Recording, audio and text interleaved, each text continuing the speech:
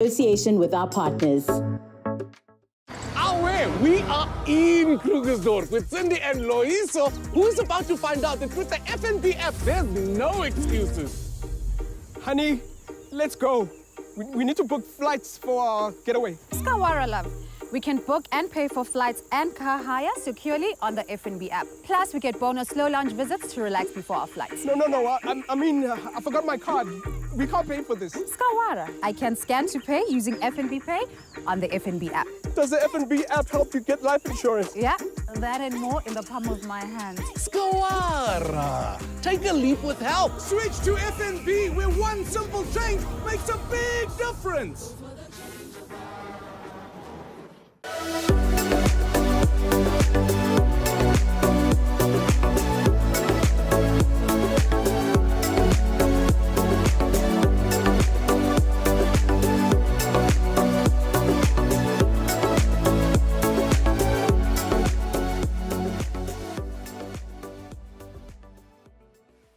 Welcome to the I'm an Entrepreneur Summit, proudly sponsored by FNB in association with our partners Reno and ShopRite. My name is Kangabon Sweng and I am your host. Here at the I'm an Entrepreneur Summit, we are all about helping businesses grow and helping them build a good solid foundation for success in their business. On that note, today's topic, very tough one. It is recovery after failure.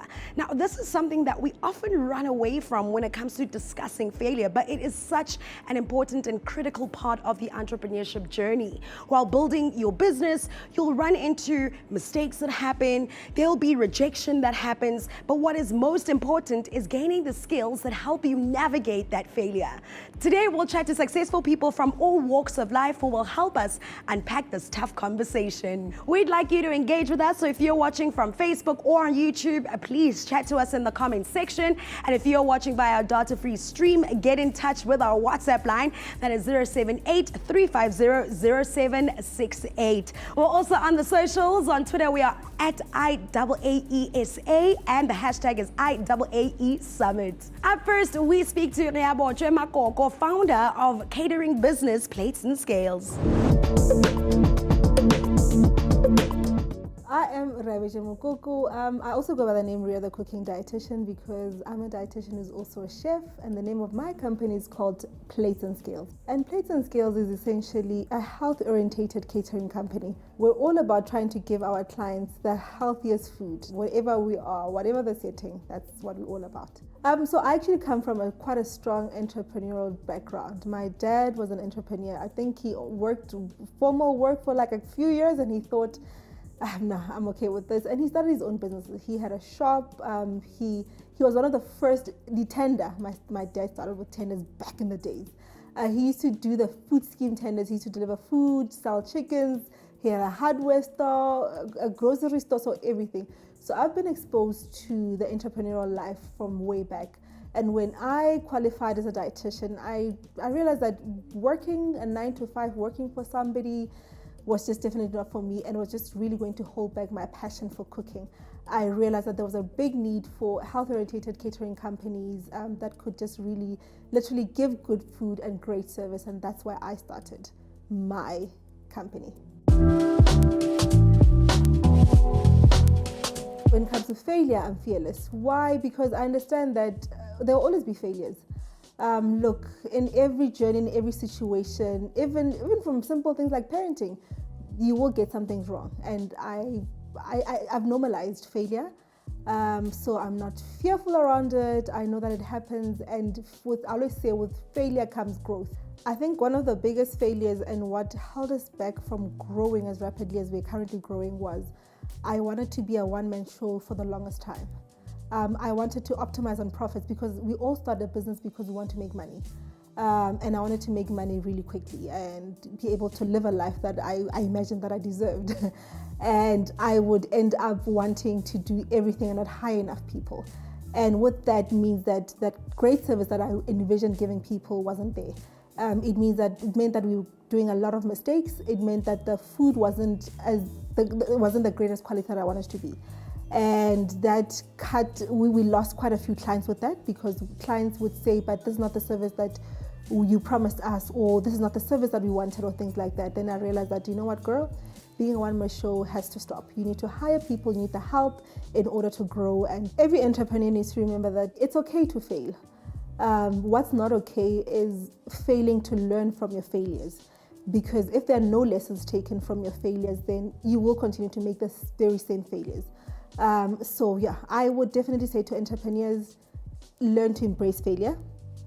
The other thing, don't sit and waddle too long in your failures. Sometimes we take too long to get up, and that really stifles the business. So embrace failure, learn to move past your failures, take lessons from your failure. Have your moment, like I'm not saying that you shouldn't cry. Have your moment to stop and to take it all in, because running a business, most of us, we run our business because of passion.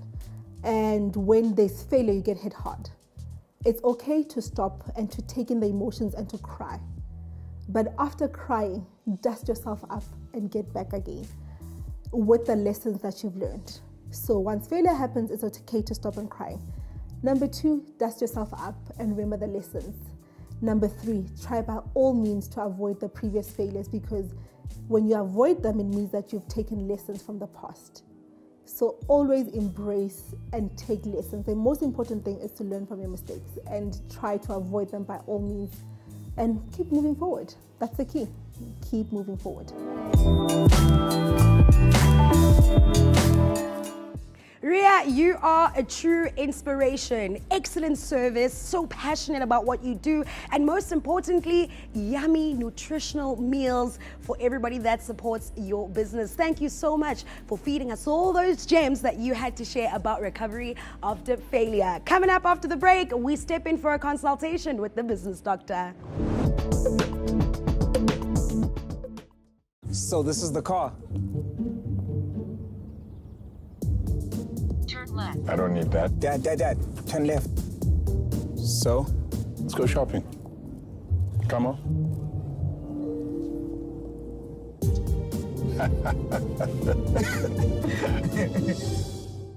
The best way to enjoy a mushroom is just to eat a mushroom. I've been growing mushrooms on this farm for 21 years now. We started supplying checkers. We were very excited about it. We are still very excited because it allowed us to have access to more than 364 stores. And that allows us to deliver a lot more volume. It enabled us to grow to where we are today. We currently supply more than 16,000 first-grade pallets of mushrooms. When we are operating fully, we have a staff complement of about 175, which is permanent jobs. And 52% would be women. Some of them have been here for more than 20 years. A lot of people eat with their eyes, so they have to look nice. Even though it doesn't correspond to the taste, they always taste nice. But our mushrooms look better because we control better.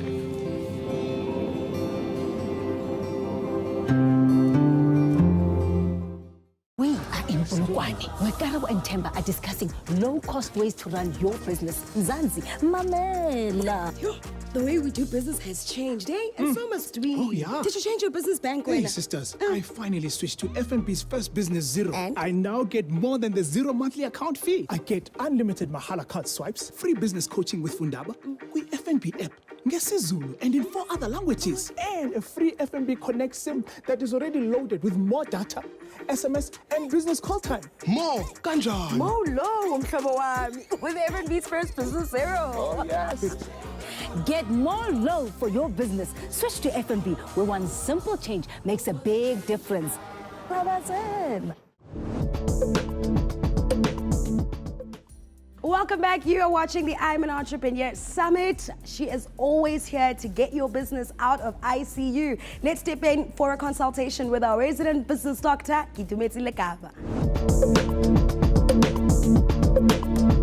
Hello, entrepreneurs. Welcome to another segment with myself, the business doctor, Kitumeti Lekava, MD at I'm an Entrepreneur, Recovery from Failure.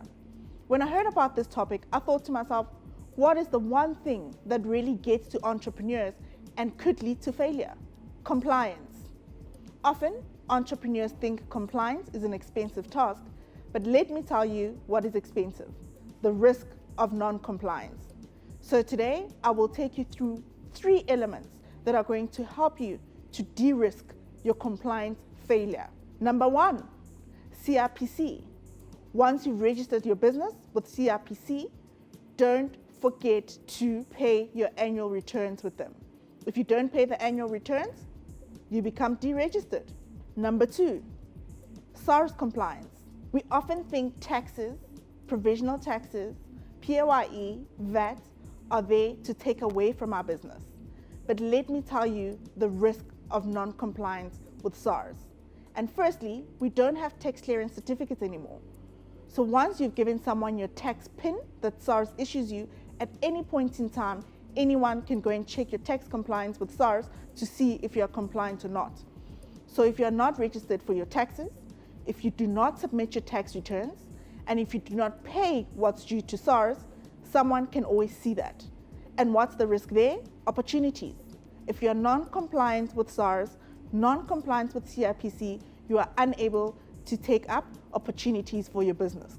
Which leads me to my 3rd point. Annual financial statements. You can't submit a tax return if you haven't calculated your balance sheet and your income statement. The risk of not doing that is too high for entrepreneurs. Get someone to do your management accounts every month so that at the end of the year, you are able to have a set of financial statements. If you know how to do it yourselves, there's many tools out there, including the FNB app and the FNB bank account that helps you to put together income statement and balance sheet. But you need those two to be able to go back to number 2 compliance, SARS. Otherwise, you're not able to calculate your income tax returns, you're not able to calculate your VAT. And lastly, once we're on SARS, don't forget UIF and Department of Labor. If you have 1 employee, including yourself in your company, you have to record that with SARS and the Department of Labor. This is where you pay UIF. We all saw the importance of UIF during the pandemic, and a lot of companies were not compliant with UIF and were not able to benefit from UIF during that needed time. So please go back and be compliant with UIF as well as Department of Labor. So let's recap on the compliance that could cost you to either fail in business or miss opportunities. 1, CRPC annual returns. 2, SARS compliance. And the basic taxes you need to know about: income tax, VAT, and PAYE, pay as you earn. And lastly, financial statements and management accounts. You have to put together the numbers to be able to spit out the correct income statement and balance sheet for your SARS records. So with that said, de-risk yourself from non-compliance failure and be compliant. The cost of not being compliant is way too much for entrepreneurs. Thank you very much for that, Kitumezi. What were your key learnings from the Business Doctor today? Do engage with us in the comment section if you're watching via Facebook or YouTube. And if you're watching anywhere else like our data-free stream, you can send us a WhatsApp message on 078-350-0768. Up next, it's time to catch up with some entrepreneurship news from here and around the globe. Let's take a look at the latest news around the world impacting your business. The U.S. Chamber of Commerce released a new nationwide survey and economic analysis in August, measuring the effect of technology platforms on small businesses and the economy. Some of their key findings were the average business uses at least 3 different technology platforms. Of those, 85% report that technology platforms help to get their business up and running, and 94% report that technology helps them to run their business more efficiently. Small businesses that incorporate more technology platforms into their operations are also more likely to have seen growth in their sales, profits, and employment since 2020. What technology platforms are you using to help make your business run more efficiently? Something to think about. Tax season is upon us again. Provisional tax returns for the period 1 March 2022 to 31 August 2022 need to be submitted and paid, if necessary, by Wednesday, the 31st of August 2022. Remember, tax compliance is an important component for eligibility for opportunities, as the business doctor reminded us in de-risking our businesses to avoid failure. Lastly, the SAB Foundation has put out a call for entrepreneurs to apply to its Tulwana Enterprise Program. This year, the foundation will recruit up to 60 entrepreneurs across different industry sectors nationally to join the program. The program will prioritize applications from businesses that are owned and managed by women, youth, and people living in rural areas and people living with disabilities. Participants will be supported in refining their growth strategy, setting up business systems and processes, improving their investment readiness, and unlocking market access opportunities. This program will equip entrepreneurs to build profitable and resilient businesses that contribute meaningfully to the economy, enabling the founders to make a positive legacy for themselves and their communities. Participants of the program will receive extensive entrepreneurial skills development, one-on-one mentorship, and access to investment and market activation support. Applications opened on the 1st of August and will close on the 31st of August 2022. Be sure to visit this link to apply.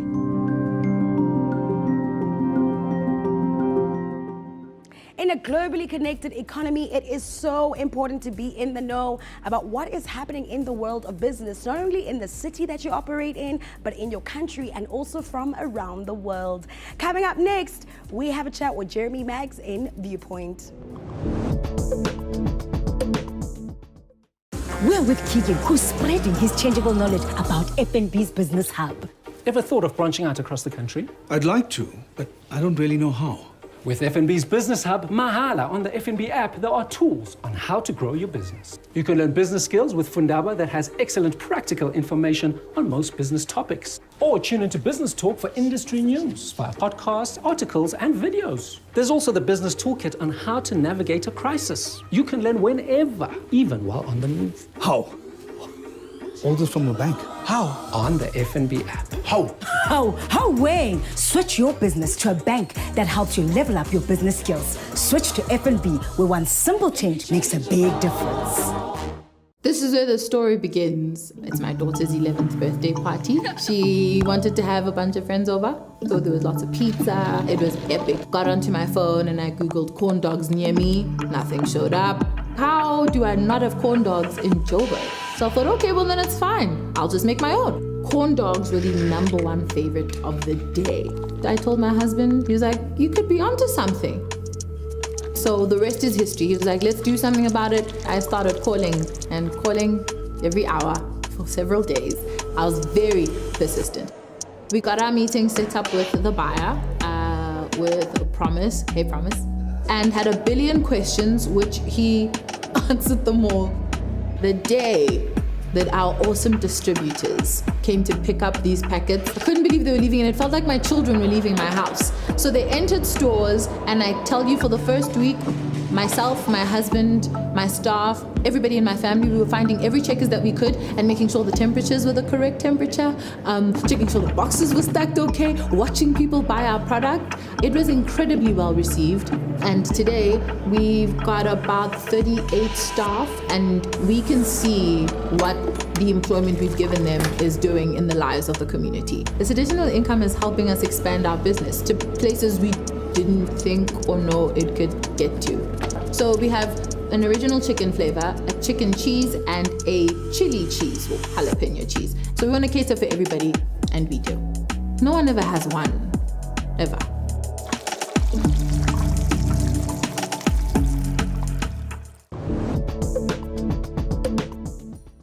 Welcome back. You are still watching the I'm an Entrepreneur Summit, proudly brought to you by FNB in association with our partners Renault and ShopRite. Up next, one of my favorite features that's brought to you by one of our partners, ShopRite.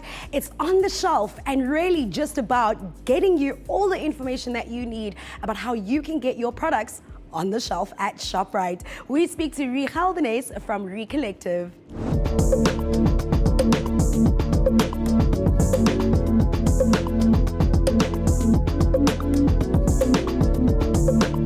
Hi, I'm Maud Modise from the ShopRite Group, and this is On the Shelf, where we talk to various suppliers about what it took to get their products retail ready. Today we've got Richel Denise from Recollective, and today we're going to speak to her a bit more about how she has grown with the ShopRite Group. But before we go into that detail, Re, please tell us more about your products. Maud, I am a mother of 3. When I started my business, my twin identical girls were 2.5 and my boy were 1 year old. And I really had a problem. I was looking for a diaper bag that's functional and lightweight and a backpack. And I saw the bag and I started selling it. I just want to find a bit more about why did you decide on this specific bag? So we started selling the bags at baby expos, and the face-to-face contact with the customers quickly showed us that we need to customize the bag for the South African consumer. The bottle pockets, for example, were too small and too narrow for the type of bottles that the South African parents were using. So we enlarged the bottles and we really gave the customer in South Africa what they wanted. And that paid off because we saw that the market liked the product. So basically, now that you're talking about the challenges that you faced when you saw the bag and how you had to customize it, can you please tell us a bit more about the challenges that you experienced running the business and getting into this business? The biggest challenge was the price. Our mothers that are making the products in South Africa need to look after their families. They need to earn a living wage, and to meet that need, and in the same sentence, have a product at the correct price point in Checkers was the challenge. Because if the price is not right in the store, the consumer won't buy it. So to find that balance between supporting and sustaining our manufacturers and having it at the right price in Checkers was the biggest challenge and still is. So you basically had to find a balance between what your cost is and how much margins you can put into it in order for it to make it more affordable for the consumer as well. Exactly, because we want to offer our consumers in Checkers a stunning, stylish product at the perfect price point that will make their life easier. And price is a big factor when you sell in a retailer, and that's the challenge at the moment. So a little birdie told me about how you turned your product packaging into a more sustainable, more retail-friendly packaging. Can you please tell us a bit more about the challenges that you experienced when you're changing your product into sustainable packaging and all of that? So we wanted to move away from plastic packaging. So in our baby department, for example, we wanted to use sustainable cardboard packaging rather than plastic. So the first challenge was to find a supplier that can meet our needs, and then again at a cost that will make it possible for us to sell it at that right price point in Checkers. So the challenge with the sustainable packaging was again to find a supplier in South Africa that can meet our needs at the right cost. We wanted to have something different in the stores. We don't want our products to hang on a plastic hanger. So our products are developed to influence the customer's perception when they stand in the store and look on the shelf. So we believe this sustainable, new way of packaging, especially in our baby department, will definitely impact the end consumer's decision to make the purchase. So Ree, if we can just take a step back for all the suppliers or the potential suppliers that are watching, how did you get into retail? How did you get in touch with ShopRite? And maybe take us through that step. I started selling the products at the baby expos in South Africa. At the time, the Checkers buyer came to one of these expos and she used the product. She bought it, she used it, and she contacted me. So they approached me, which was unbelievable. And we set up a meeting and we developed our first bag together with the luggage buyer and the baby buyer. And after that, we launched it in the stores the day before lockdown. And I remember thinking, it is over before I even started. But I was so happy because it still sold. And I got a reorder the next year. Then after that, we moved into some exciting things that's actually launching at the moment in Checkers. So when did you decide this is the next step for growth? Did you wait for a certain time or did you give yourself timelines in your business? How did you decide, you know what, it's time for me to expand? When I started with the bag in Checkers, I actually made a conscious decision to stick with my core product. I obviously wanted to grow in units, but I didn't want to expand the range. I wanted to wait because I wanted to see how the market is perceiving the product. I want to see, and I still believe that the market will tell you when it's ready, when there's a demand and when you can expand. And that's what happened. We saw that the customers liked the bag, and then we had to stand back and say, what is our natural next step to grow this range? A mother often buys a diaper bag once in their life. And then we realized the mom is sending this diaper bag with the baby to the creche. But now the baby is going to grow. She's going to go to nursery school, then she's going to go to high school. So we thought to ourselves, let's grow with our customer. Let's grow with the mother. And that's when we developed our kids' backpack range now. It's first bag, the kids' first bag, where they go to nursery, and it's a school bag, it's a weekend bag. So that's how we evolved and developed with our customer. So a little birdie told me a bit about how you're expanding into some baby stores and all of that. What is the next step for Recollective after this? We are launching this week in the luggage department 8 new bags. But the big thing about these 8 bags, they are all locally designed and manufactured. And we have a team of moms who hand draw their prints, so we don't buy a print and put it on the bags. It's moms drawing, that were designers that are drawing it. And locally manufactured, so that's so great for my one customer. I always say I have 2 customers. Checkers is my first customer, and my second customer is the end consumer.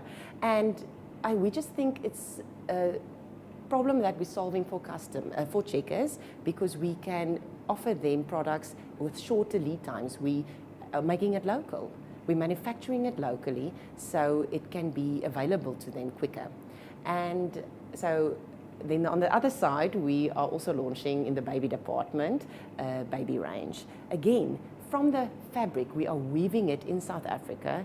Moms are manufacturing it, and we're giving moms opportunity to look after their families. We are creating jobs. Together with that is why I realized I can do business with purpose.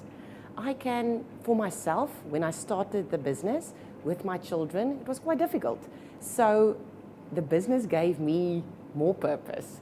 And the mothers that are making the products, they can earn a living wage to look after their families. And even the people that work with me in the company, it's moms that want to be moms, but they want to work. So we're just really a team of moms, from the manufacturing till the end consumer buying it. And for me, that is just business with purpose. And that's what makes me get up every morning, what makes me persevere.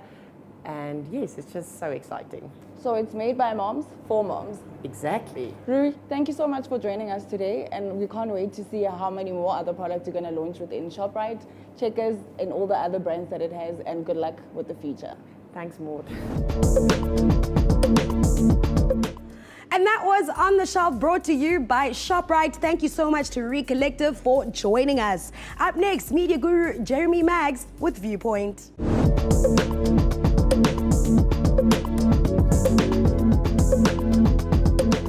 Hello everybody, and a warm welcome to Viewpoint. It's a program that delves into the secrets of people to give us all some valuable nuggets of wisdom, and particularly wisdom that is going to be applicable to entrepreneurs. It's good to have you with us. My name is Jeremy Maggs, and today our topic is recovery after failure.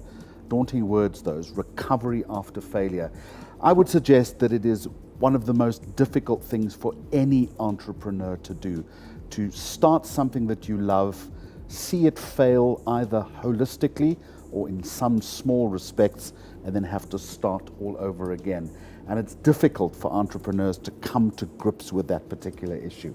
Well, I'm hoping that we can give you some valuable insight today in terms of how to recover and how to pivot when you have to make dramatic change. And I'm very, very proud and honored and privileged to be talking to a real South African hero, Olympic gold medalist Sizwe Ndlovu. And what better, I would suggest, for an Olympian to share with us all that necessary and vital mental and emotional tools that are required to overcome failure, to change direction and to start navigating on a new path to success.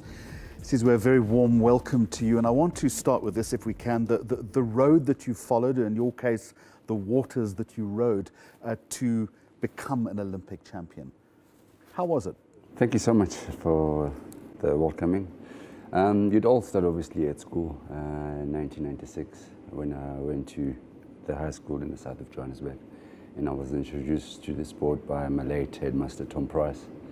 From there the road was just, it started off smooth obviously as an enjoyment, and it became a hobby. It was a hobby, then it became enjoyment, and then later on I found myself on the road to the Olympics. You're very modest because not only were you on the road to the Olympics, but also it culminated in winning a gold medal.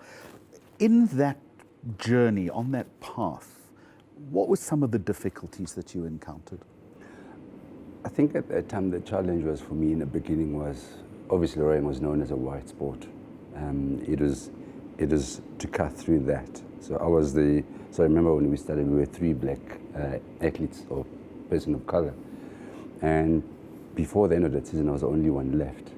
So I had people asking me, why are you doing this stupid sport? You know, everyone goes forward and then you guys go backwards. It doesn't pay.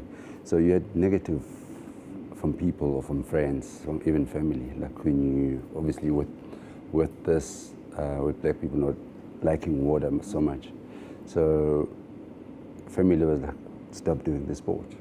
And that was my mother, because she was afraid of water. So I continued. It was, as I said, it became a passion of mine. And it's something that I wanted to overcome the fear of water. So you're dealing with criticism, you're dealing with adversity, you're dealing with a fear of water, as you've just said. How did you have to dig deep in order to overcome that? I've had to capsize a couple of times in the water to get that confidence going. So there were a lot of failures through that. One was go back to the start. Obviously, as I said, learn to swim first, and then you got to go in the boat. In the boat, you look at the water; it was just minky, and you know, like you wonder how people stay in this type of water. But I had to fall a couple of times, and from then onwards, I wasn't afraid to capsize. And before I could move into the bigger boat, because you get sculls, doubles, pairs, and 2 4s and 8s. Before you move up, it was a rule that you'll start in a small boat first. So that confidence, and that brought more confidence. So every time you capsized or you fell into the water, obviously that made you a stronger person. And those lessons are important, not only for a sports person, but for an entrepreneur as well. Don't be afraid of failure. True. So you embrace it. So we basically used failure.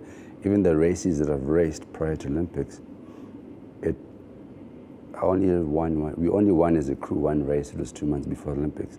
Before then, we were coming 13th, 14th. And that, for us, it was just embrace. We were learning every time and started to do more homework from other crews or other countries that are around us that we raced. And so again, the lesson that I'm learning here for an entrepreneur is keep at it, don't be afraid of the mistakes, and every single mistake that you make is actually a good thing because there's a lesson that you've learned from it. But having said that, in that journey, there must have been times, Sizwe, when you thought to yourself, I want to quit, I've had enough. I've fallen into the water too many times. Yeah. Yes, there were a lot of times. I think, in fact, it was even within the crew itself. Besides the falling of the water, it was then coming to the culture in the squad itself. We had 4 guys. We had the coach. We had assistant coach. We had the physio. We had the psychologist, and everyone were in different page. And coming from when I started rowing in the beginning of the career, I was a student, I was working to put food on the table. Now we're racing guys, countries that were doing this for their lives, and we're getting paid for this. So coming to that, there was this inclusion, this cultural fighting this change. For example, as a stroke in the boat, I had a certain way of doing my things in the boat, and then you had John behind me who believed this is how it's done. Then you had Matt, who thought black people were useless, lazy, can't row, he knows nothing. Then you had James, who, this is how we're going to do, because he was the person calling the book. This is how we're going to think, this is how we do it. So with the change, where the change went, we went to changing of the culture, where we went, which was done by our coach, Roger, who then had taken over after the previous coaches left. And we had to work on the culture change. How difficult was that? It was tough. I remember in the days, it was tough that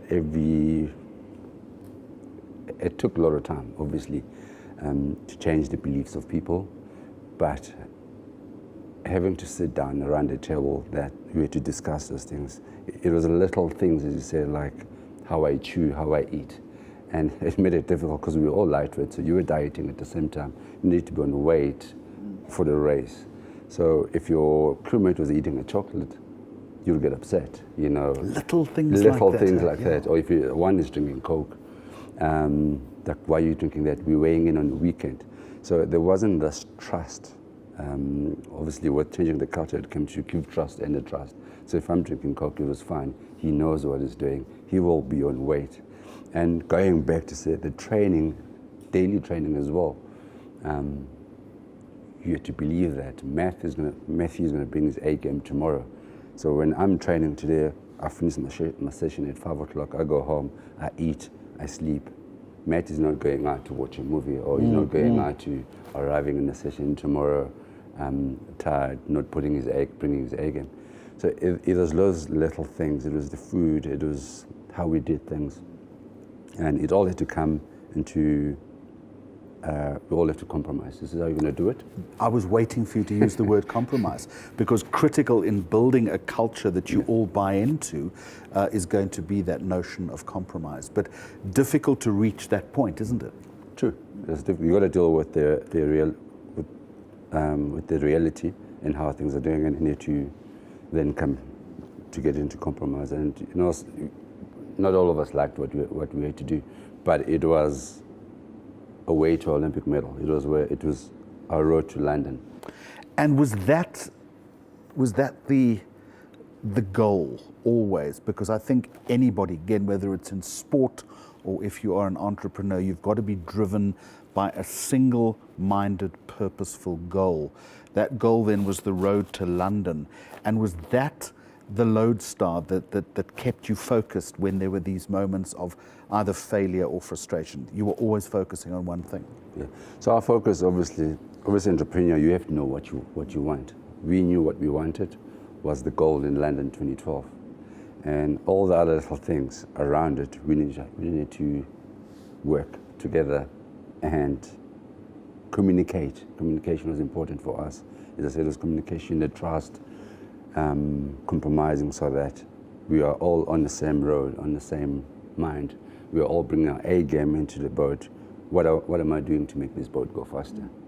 How difficult, when there were small moments of failure, was it to recover? Because I'm assuming there were. No, it's not. You know, to use another sport, not all smooth sailing. Shouldn't say that to a rower, but you know what I mean. No, it's okay. It was difficult because after the rowing, you also had life. You know, I had family. I mean, I'd say obviously 2007 I lost my dad. 2008 I lost my mother. I took a break out of rowing a year to come back to it. And at the time, it was just, I was done. I was finished with this. I had been rowing since 1997 to 2007. You were tired? I was, yes, because there weren't any returns to it. It was all the travel. Trying to balance varsity, work, and rowing. And I had to take a break. And obviously when I took a break, there were things, I had lots of time to myself to think. And at that time, I realized, no, this is not what I want to do. The goal was Olympics. Before the gold, it was Olympics, and they changed to gold. So I came back, I had to restart, how are we going to do that? How am I going to do this? So it was very difficult. So how did you do it? How did you refresh? Because by refreshing also gave you another springboard to overcome failure. I had to set a new goal. Yeah. I had lost the support structure that I had. It was first, obviously, the person who got me to rowing, who I was doing this. I mean, I was doing rowing when let me go back to say, when I started, I obviously started coming from Malanga. I didn't know what rowing was. So when I got into it, I had this person who saw something in me that obviously no one else did. So for me, it was hard to quit. So when that person was gone, I was doing it for Tom Price. I was doing it for my parents. I needed to prove them right. So when they were gone, I had lots of difficulties. I had then Matthew and the coach, Roger Berry, who came through and said, listen, come back.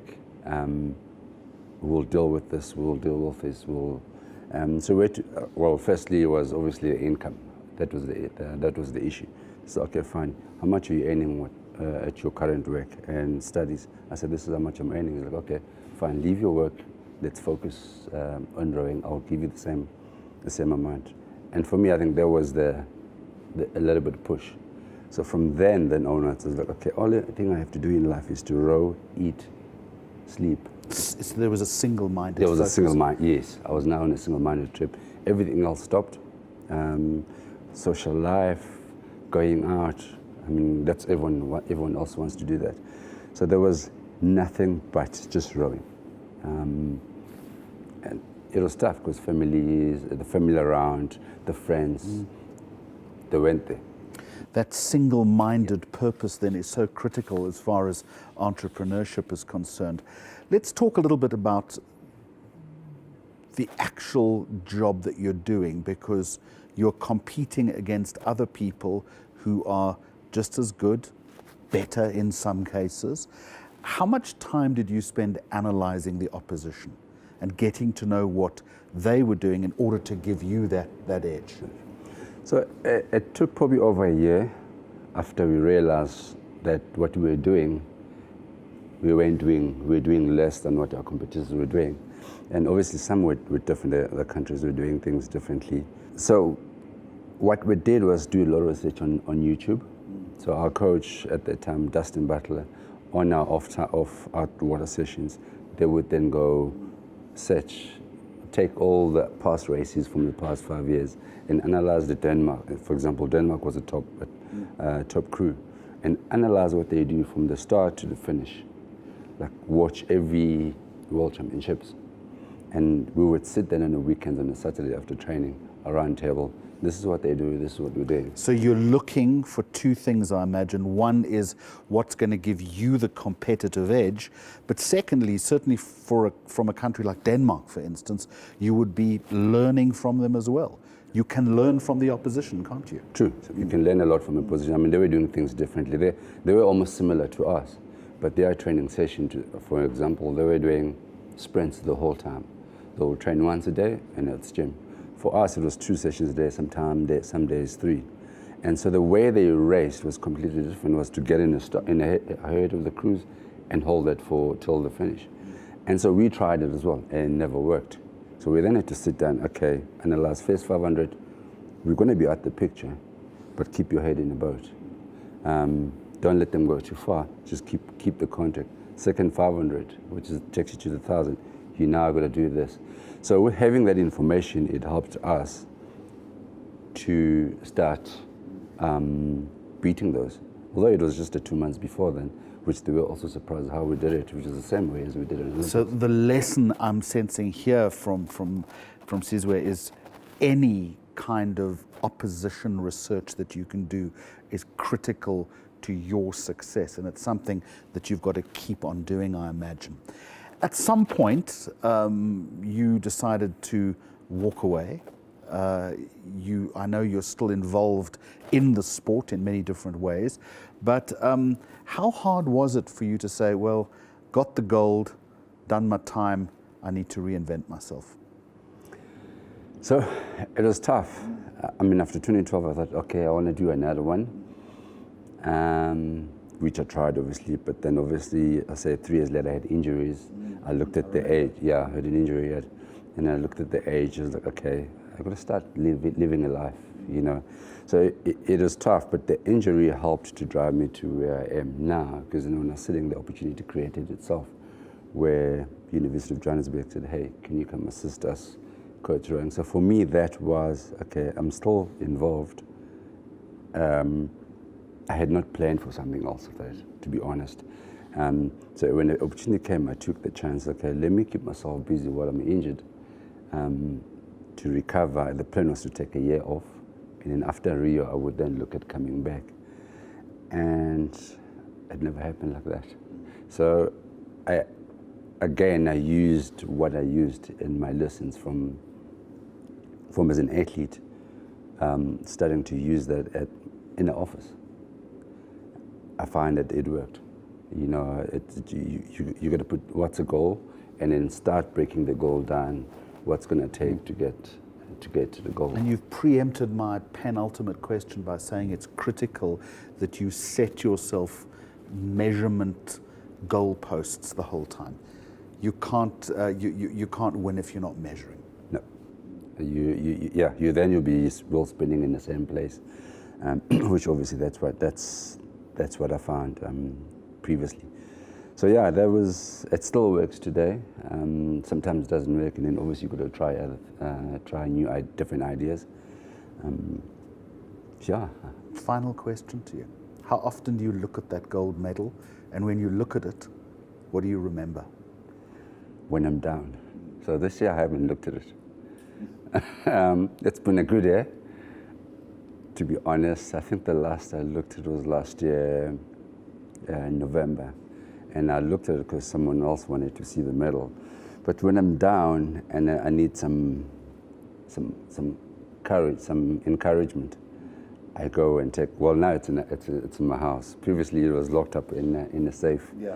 You had to obviously pay for it. But I realized, no, I'm in a safe environment. I can have it in the house. It's not up in the hall as well. You have to come in the house and find it. I love the fact that you say when you're down, because it's something that gives you inspiration, because it's also a symbol of one of the greatest sporting achievements. And I say to you, Sizwe Ndlovu, you're a true South African hero. It has been my absolute honor and privilege to spend this time in your company. Good luck, and those lessons from your sporting success will be of great value, I know, to entrepreneurs. Good luck and thank you. Thank you so much, sir. Thank you, Jeremy and Sizwe, an Olympic champion, the best in the world, sharing what it takes to get to the very top and the importance of withstanding setbacks. What a hero and what a conversation. You can get in touch and let us know what your biggest lessons were from that conversation with Jeremy and Sizwe were. And you can do so in the comment section on YouTube and Facebook if that is where you're tuned in from. Or if you are watching via our data-free stream, then drop us a WhatsApp message on 078-350-0768. We're about to take an ad break, but when we come back, more gems to share and more about coming back from failure.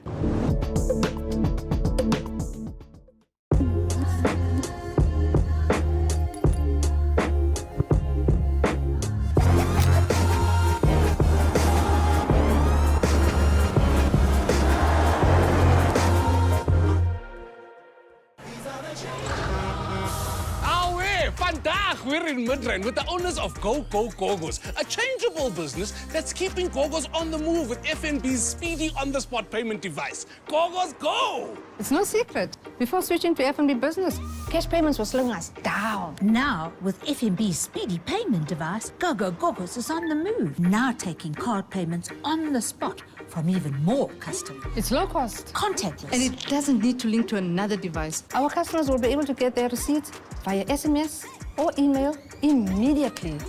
Switch to FNB, where one simple change makes a big difference. Go, go, Gogos, go!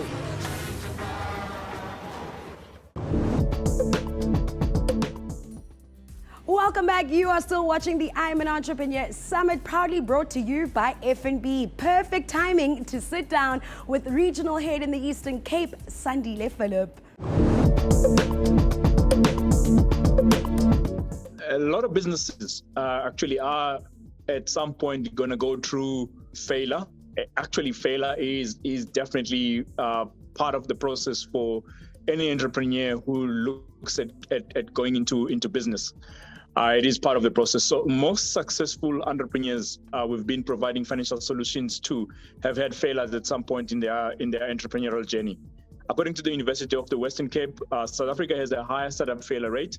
70 to 80% of small businesses fail in the first 5 years than elsewhere in the world. Cash flow is key to keeping the business afloat. Through our journey in providing financial solutions to entrepreneurs, I mean, we've seen a lot of entrepreneurs go through failure.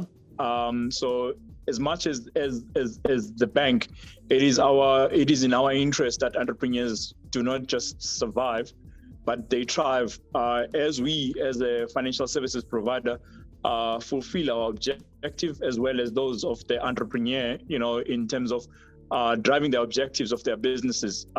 So those objectives obviously do differ from one entrepreneur to another. So it is important that the entrepreneur does proper planning within their business.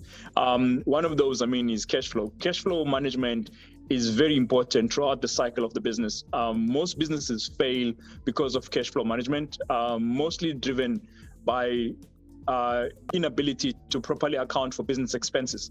So remember, you cannot do proper cash flow planning if you don't keep accurate accounting records. So every sales that are taking place in your business, the purchases, the expenses have to be accounted for correctly. The second one I would say, which falls in line with the planning, I would say is planning for disasters in the business. If one looks at the last 2.5 years, we've had COVID, businesses were disrupted fundamentally as a result of COVID. In KZN, we've had floods.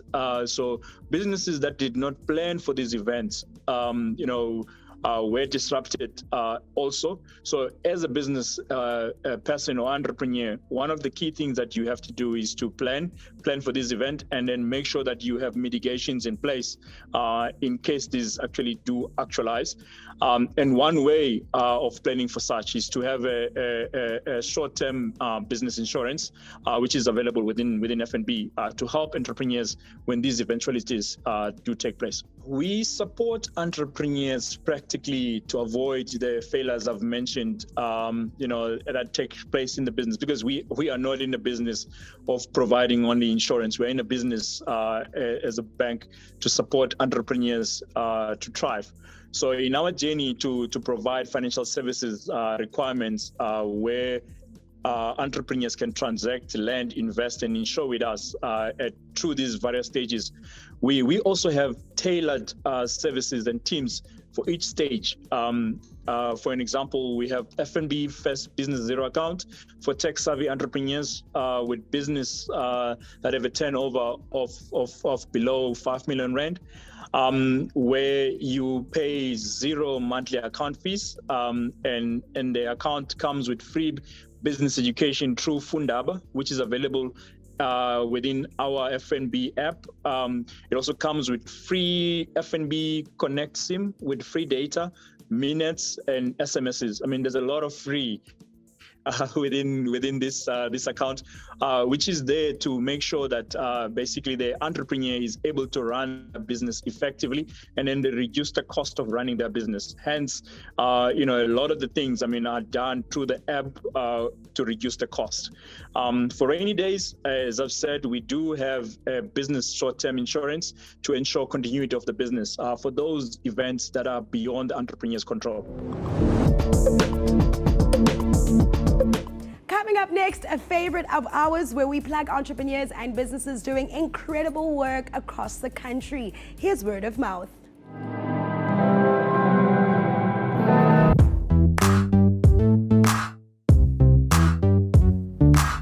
Our company offers market research, financial and competitive intelligence, as well as strategic planning services to business owners and leaders in the petroleum industry. Our passion for what we do and our work has been recognized to the point that some customers have asked us to deliver courses to their employees to better understand the petroleum industry and finances and strategies related to the industry.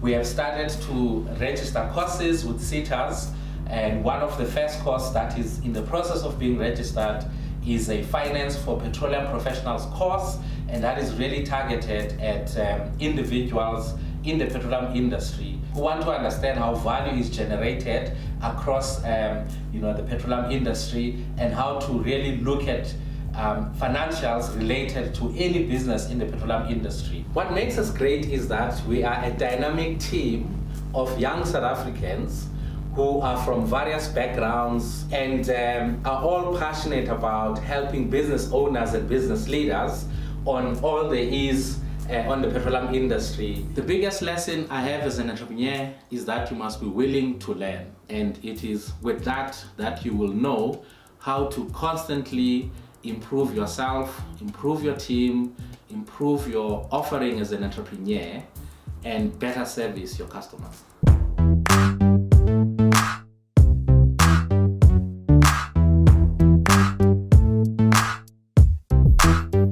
A home away from home experience, hospitality from the heart, that's what we serve.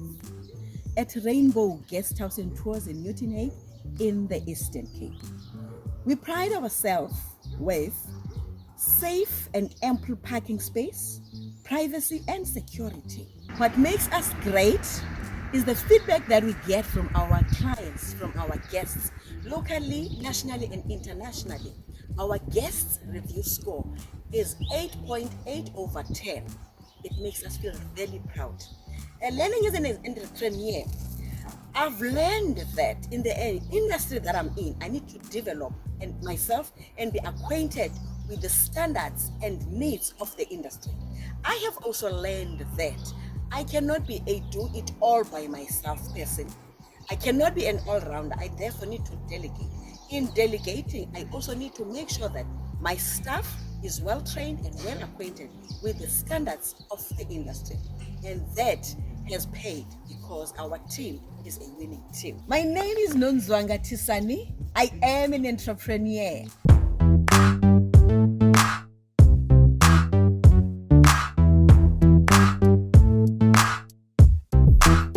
Good day, everybody. I hope you guys are good. My name is Tabo Tema, and I am the founder of a business called Modern Day Spinara, inspired and designed to be different. What we do at MDS, we are a retail clothing brand providing fashionable clothing items to people from all walks of life. What I realized over time was that when you walk into a room filled with strangers, the first thing people notice is how you look. Secondly, it's when people go looking for clothes, the first thing they look for is something that looks good. Secondly, it's something that makes them stand out. So we went and created a range of clothing items that help people look good and stand out, and at the same time is able to tell a story of who they are. I'd say the one thing that really makes us great is the story that we're trying to tell with MDS. Makhule Loksheni, you would know that a spinner is somebody that's considered to be a hustler, somebody who would steal and hijack cars just to make money and to make a success of their life. So we are basically trying to transform the story, trying to transform this narrative and make it relatable to young people and say, we are modern day spinners. We are the young people who are starting businesses and creating something out of nothing. So the one thing I've learned with this business is that you do it scared. We often have a lot of questions in our mind as entrepreneurs, but you always do it scared. Because when you do it scared, that's where you learn the most, that's how you learn quicker, and more than anything, that's how you grow. And that's what we're trying to do, create businesses that are not only sustainable, but that grow and are able to create generational wealth, not only for us, but also for the people who are coming behind us. And that is the biggest learning experience, learning to get over the fear and just do everything scared. I'll figure it out as I go.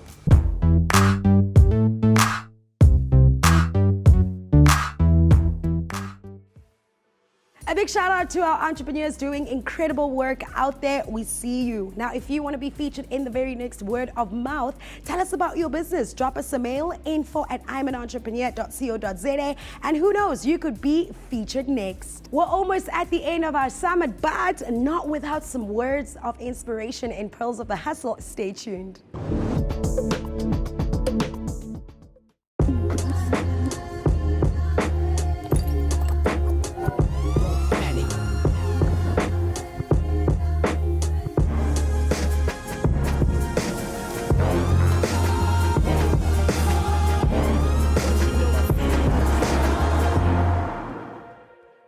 Seeing my product in the shop, it makes me want to do more.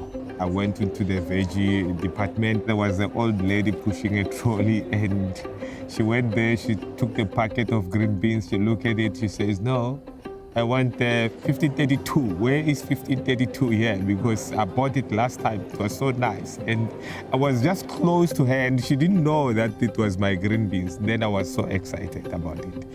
She left the other one and go. Really, this is a true story. I've seen it with my real eye. Before I had my own farm, I was a foreman around Hazyview. While I was working at the fresh produce there, we had a shortage of spinach. I took that advantage and went home and started planting out of a backyard. I've started to supply my previous employee. A lot of hard work, yes. I've managed to save some money while I was working there because the money for the spinach that I was selling while I was there, all that money to come and buy a farm.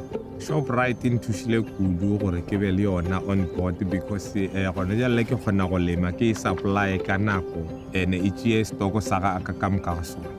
Over the last 10 years, I've supplied Freshmark with over 1 million packets of green beans. We pack only the nice green beans. So all those broken one and the skew one, we give it to the orphanage. They say that the hands that gives is the one that receives a lot of blessing.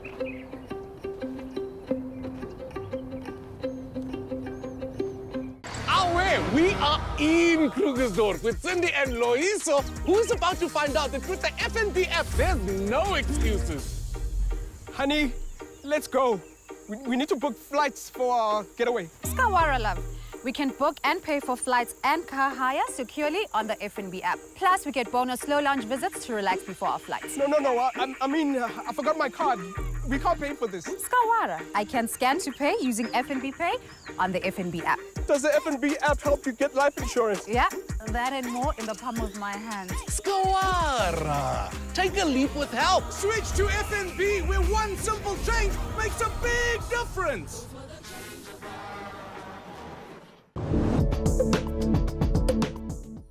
Now, before we say goodbye, we're leaving you with some gems of inspiration with Pearls of the Hustle.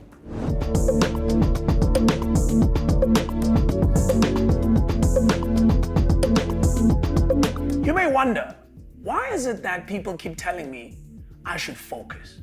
There are so many opportunities that come my way, and everything out there looks amazing and worth pursuing.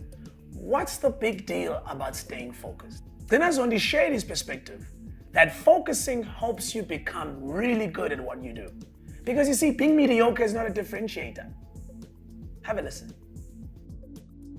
The second part for me is focusing. You know, this whole thing of, we're a jack of all trades, you can multitask and whatever. I think it was Zamo Omadisa spoke about, you know, when someone comes and say, I've got this business, I've got this other business, straight away, that's it. Because what it actually means is you are not good at it. You are not exceptionally good at it. For you to succeed in your business, you need to be exceptionally good at it, better than the guy next door. Because if you are just average, then what's going to be your differentiator? And that was another fantastic summit, so inspiring hearing from people from all walks of life about how they have recovered from failure. I think some of the lessons that we learned today are definitely ones not only to use in our businesses, but in all areas of our lives. We absolutely love hearing from you, so please do give us feedback about what you thought of the summit. You can engage with us via WhatsApp on 078-350-0768. Whether you're watching on Facebook, YouTube, or our data-free stream, or anywhere else, do get in touch. We're also on the socials at IAAESA. Do follow us on Twitter and on Instagram. And we are I Am an Entrepreneur on Facebook. Do like our page. A very big thank you to our sponsor FNB and our partners Renault and ShopRite. That was the I Am an Entrepreneur Summit. Until our very next summit, I'm Karabo Ntweng. Thank you for watching. We're in Brown with Bossman, who'd like to share how one simple change made a big difference in his business. Hey, Mala, it's got 2021. Same hairstyle for the past 20 years.